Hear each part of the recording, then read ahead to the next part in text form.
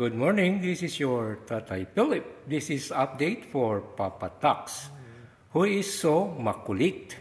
Hindi lang makulit, kundi mapili sa pagkain.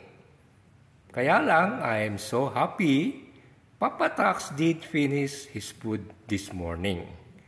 Okay, Papa T? Okay ka ba dyan, Papa T? You know, outside is cloudy and raining. Okay? So, okay ka lang, Papa T? Are you alright? Okay. Malapit na Halloween. Start chasing those ghosts, the bad spirits.